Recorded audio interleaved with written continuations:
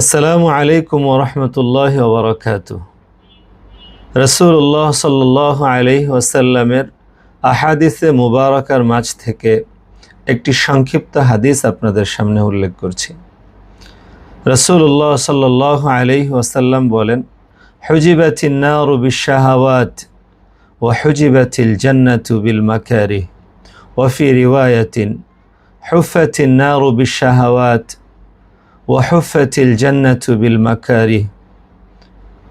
রিওয়ায়াতটি সহিহ বুখারী ও মুসলিমে এসেছে, যার অর্থ হলো আল্লাহ রব্বুল আলামিন জাহান্নামকে মনোপ্রবৃত্তি দিয়ে ঢেকে রেখেছেন, তথা আল্লাহ পাকের অবাধ্যতায় যত কাজ আছে, মনোপ্রবৃত্তির অনুসরণ আছে, এই কাজগুলো দিয়ে আল্লাহ পাক জাহান্নামকে ঢেকে রেখেছেন।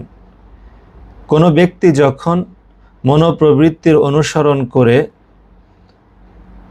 জীবন পার করে এবং দুনিয়া থেকে বিদায় নেয়, মৃত্যুর পরেই তার ঠিকানা হবে জাহান্নাম।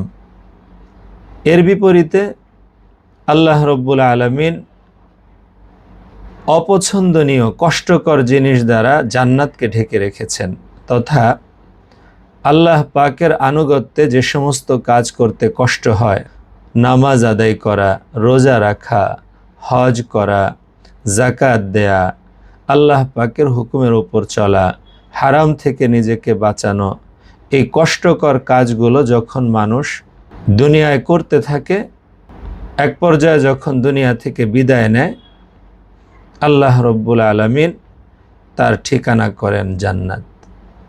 আল্লাহ রব্বুল আলামিন আমাদের সকলকে মনোপ্রবৃত্তির অনুসরণ থেকে হেফাজত করেন এবং আল্লাহ রব্বুল আলামিনের হুকুমের উপর নিজেদের পরিচালনার তৌফিক দান করেন।